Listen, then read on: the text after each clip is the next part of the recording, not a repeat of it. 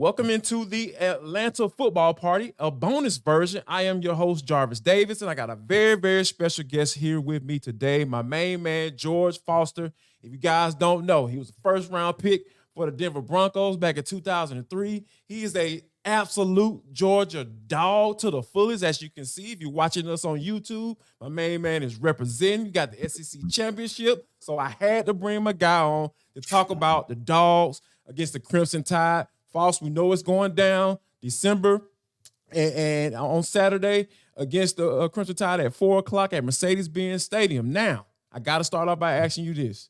We all know Kirby Smart's history with Nick Saban and how he basically ushered him into the coaching game. And I think that Kirby Smart can admit that, hey, part of the reason why he is where he is today is because of Nick Saban. But he's never beat him in the SEC championship before. Is this the time that the student actually beats the teacher? I think this is the time. It like you said, Kirby started a long way back with Coach Saban. Well, we back that up. Kirby, I played with Kirby 1 year, and then he came back and was a GA and all that stuff. But like when he really got it rolling was with Coach Saban. He probably joined him at LSU, if I'm not mistaken. It was LSU, Then went with him to the Dolphins, and then back to college to the college ranks with Alabama, and they had an amazing run. I think people, if we're being honest with you, we can say that Kirby was, in hindsight, Kirby was probably a big reason for some of that run. You know, really good doggone recruiter. I can tell you that much. You know what I mean? And so I think it's time. I think Kirby has his guys. He's ingrained enough of the mindset what it takes to finish games. Is the last SEC championship versus Bama, didn't go as they planned. It was somewhat of a blowout. But the one before that, the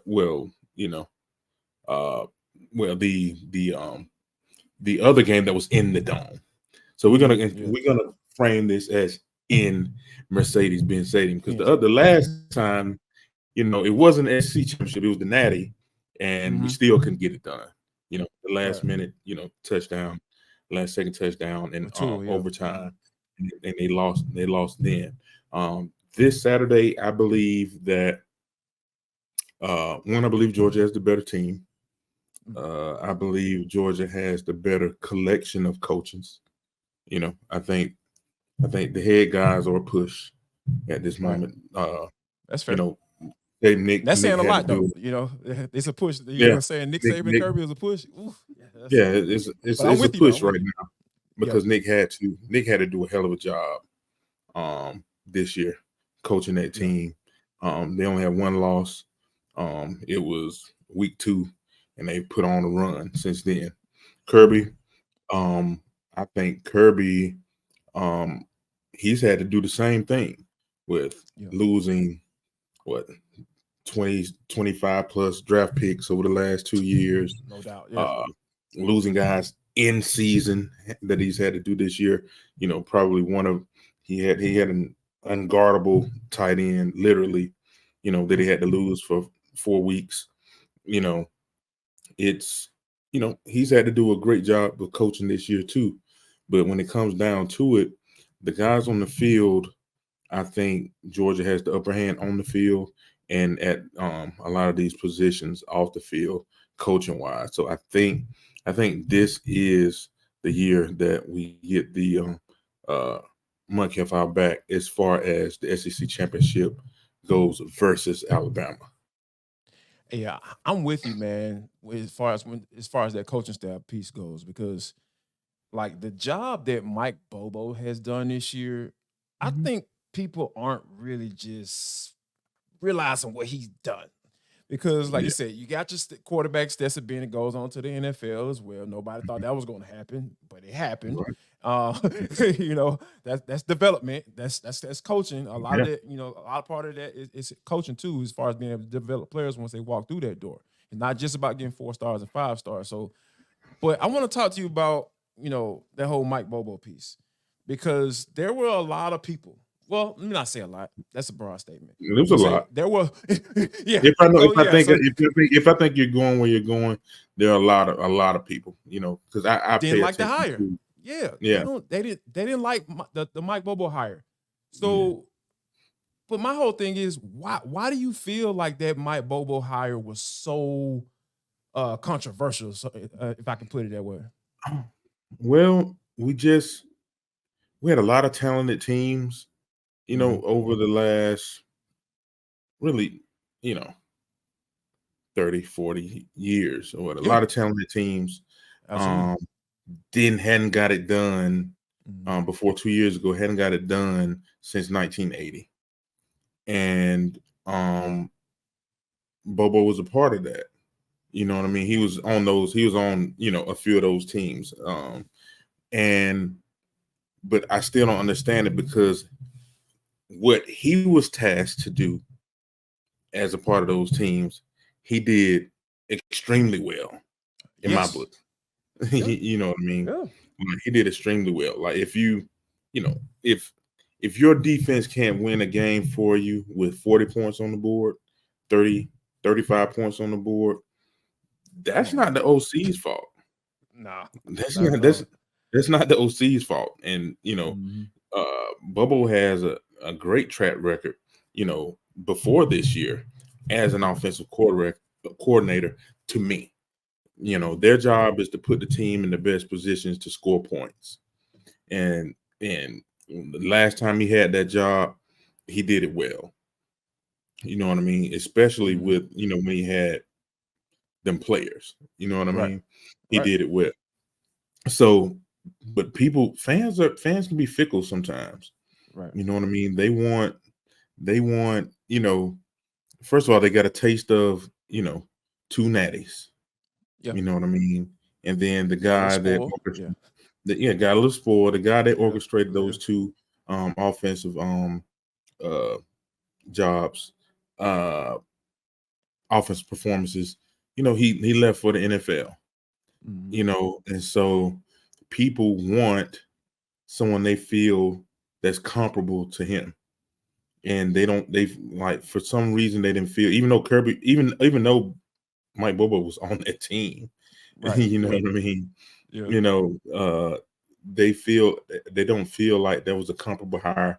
They feel that because, Kirby and Mike Bobo is so close, they're friends, been known each other a long time. They feel it was a homeboy hire. But they're not looking at the fact that Mike Bobo is extremely talented as a play caller. And I told people before the season, I said, we're gonna be fine. I said, Mike Bobo gonna dial it up. He's gonna dial it up. He got them horses in the stable. He's gonna dial it up. He don't have 7 starters on the offensive line. 7. he don't have Todd Grantham to screw it up. Yeah. He don't have Todd Grantham to screw it up. And so this is not surprising to me. The job that he's doing is not surprising. And you have to give him even more credit, is because he's doing it with a new starting quarterback. He's been doing it with guys that have missed a lot of games. You know what I mean? The running back room was depleted to start the season. You have a new quarterback in Carson Beck he's playing himself into the NFL. High in the NFL. He's up there. We'll see what he decides to do. If he comes back, he's probably the top guy, next year. Him and Shadur and all those guys, if he comes back. But he could go and get drafted fairly high this year. You know what I mean? That's a lot of Bobo. You know what I mean? You got a first year starter doing his thing, and he's gotten better each week. Yeah. He's you have to give credit to Bobo on that, because that kid has really been showing out. He's a great steward of the football, doesn't give the football to the other team, places the ball immaculately all over that field, feeds everybody. We're hitting, minimum 7 guys a game. A lot of times 10, will get a reception. You know what I mean? So I'm not surprised what's going on. I just know fans can be a little idiotic sometimes, and I'm glad that he's proving me right, and he's proving a lot of people wrong. Cool. Yeah, I think I think you definitely you're spot on with that, because this is to be able to operate within season, to, like you said, develop a quarterback, right? Like, there's one thing to practice as being the QB1, leading up to the season and all that stuff. That's one part. But to be able to, like you said, develop and get better as the season goes along, and then to be able to go from relative being on no one's radar as far as the NFL or the next level goes, to now saying, man, it might be a third, fourth, maybe second round pick, as far as from a talent standpoint, it's that I think that speaks volumes to, the type of coaching that he's been getting since Mike Bobo has taken over as the play caller. And I think that's where I feel like there's a clear advantage as far as on the field, though. Is Jalen Milroe good enough to at least keep them in the game and potentially have a chance to win in the fourth quarter? To your opinion, he's a freak athlete, for one. Most teams don't have those. Yeah, you know what I mean. So he's a freak athlete. He has a great arm. He throws a great deep ball. The intermediate stuff is where he's not, where he struggles some. He's taking, a long time to process and get the ball out. Meanwhile, Beck is probably top 5 in the country, getting it out. He's 2.5 and that bad boy out of there. Yeah, he's at like that's like the number. He's at like 0.5, Milroe is in the high 3s or whatever. Yeah. And so but if you let him take over the game with his physical talents, he can beat you in the end. That was an awful play call by Auburn last week to rush 2. But that kid dropped it in the bucket in that corner. He dropped it in the bucket in that corner.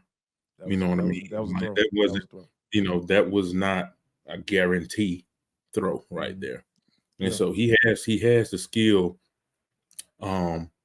But I think Georgia, the way Kirby, Schumann, and Muschamp,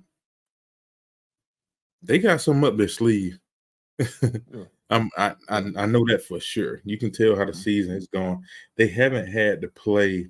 Georgia hasn't had to play a full 4 quarters this year, and they haven't had to blow their wad versus anybody. That's key, because so now, there's things that Bama can't prepare for because they haven't seen it.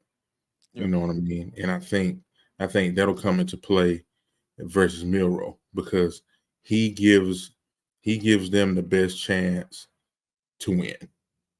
It didn't look like that at the beginning of the season. I'm not a huge fan. It wasn't. I just feel like he was just an athlete. Yeah. You know what I mean? But now he's gotten better as the season has gone on, and he's a threat. He's shown that he's a threat. But I think Kirby and company will have a master plan in the playbook come Saturday. Yeah, well, and I think that's kind of where I'm at with it, because I was looking at the point spread. I'm not a big gambling guy, but I like to look at point spreads because Vegas seems to be mostly tapped in. They wouldn't be still around if they have a pretty good idea of how games were going to turn out. So I was looking at the point spread. I think it's like 5.5. When you think about that, that's essentially a touchdown. So it's I like, covering on, we talked about on our podcast. And by the way, y'all check out 100 Sanford podcast. Yes. My main man George Foster is one of the co-hosts on there. It's a solid podcast, so you make sure you guys check that out. But as we talked about on the football part, we talked dogs, like going into certain games, we're like, okay, how can Georgia, prove themselves? How can Georgia make sure they do X, Y, and Z? How can they continue to improve on offense? And they've answered that question each and every time. So it's hard for me to sit up here and say, well, maybe they might slip up against Alabama. I just don't see that happening, man. They haven't shown you. They haven't shown you that yet. Right. Exactly. So, like I said, it's hard to say there's no game this year. No matter what the score was, there was no game this year where anyone felt like Georgia could lose this game. Not even the Georgia Tech game. Not even the Georgia Tech game. I was there. I knew what that was. That was fast. That was almost a scripted scrimmage. The best you could script it being a real game. It was very clear that they wanted to try to get this game over as quickly as possible. Get this game over, figure out some things that they need to work on, and held out a lot of some key people. You know what I mean? got some key people, some reps. You know what I mean? So yeah, Georgia, and the crazy part about it, man, they like this year wasn't supposed to be like this. According to a lot of people, especially at the beginning of the season, people got spoiled. Like they probably had the best defense in history a couple of years ago. You know what I mean? People got used to that. Yeah. People got used to top 10 picks across the line. They got used to, 4 first-round guys on that front line. Yeah. They got used to that. And that's not normal. That was rare, folks. Yeah, man. That was rare. But it don't mean you can't win without those, though. You know what I mean? That's what coaching is, and that's what depth is. You know what I mean? Those, you have guys. Those guys that left. You had some 3 stars, and you had some 4 stars. You had some, guys that weren't very well known, and they developed into some monsters. You know what I mean? Lad McConkey, one of them. Yeah. You know what I mean? So people have to realize that it's not going to look the same way this year as it has the last 2, but they're still pretty darn good. You know what I mean? And they're coached extremely well, and they have bought in. Yeah, they have bought into the way that their program is being built, and it's scary. It's only getting stronger. Yeah, that's why it's hard. That's why when you see this thing crescendoing all season, it's hard to predict the fall off at this point. Against a lot of young guys playing ball for Georgia right now. Yeah, and they get some valuable reps, man. At this point. A lot of young guys. This team.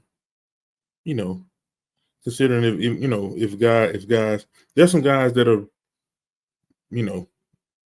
rated, in the first round that, they have the opportunity, like an Amarius Mims, guys like that. You have Carson Beck, Brock. Brock is, he's gone he don't maybe he was a first round pick as a freshman. That is a fact. Just using my scout eyes. He was a first round pick as a freshman. But there's a huge bulk of this team that will be returning. And that's pretty scary. Yeah, man. That's pretty scary. So we'll see what they can do this year. See if they can three-peat. If they three-peat, I don't see a reason why anyone would count out going for 4. That's insane. Why would you? That's insane. Yeah. If they didn't three-peat, I still don't see why you could count against them the next year. Yeah. You know what I mean? Because Yeah. the team Regardless that of could result, have done the team that could have done it this year, if they don't get it done, they'll be better. Yeah. So that's pretty crazy. I You know know. what I mean? And I'm just enjoying it, man. Yeah. I'm I know enjoying we all will be all eyeballs will be on the television, the Mercedes Benz it. Stadium, whether you watch on Man. TV or are you gonna be in the building on Saturday? I don't know yet. I haven't. I'm still working on some things. We'll see. I'm one of those guys. That's a nice flex right there. It's like, oh no, I ain't been able to buy it quite yet. Sometimes I have to work that thing, man. I have to work it in there. I ain't got it like people think I have, man. I try to finagle some things sometimes. Right, no doubt, no doubt. Well, regardless of, I know you're gonna be watching if you're not in the building, No and we thank you for joining us. Like I said, he is George Foster, former NFL player, dog, as you can see, and the co-host of a 100 Sanford podcast. Make sure you guys check that out on YouTube or wherever you download your podcast. We're everywhere. We thank you everywhere Like, yep, subscribe. Yep, subscribe and like that. And we also appreciate you guys for liking and subscribing to Locked On Sports Atlanta as well. Sure. We appreciate you guys. And guys, if you don't do anything else, make sure you guys share a little love, show a little love, and most importantly, spread a little love.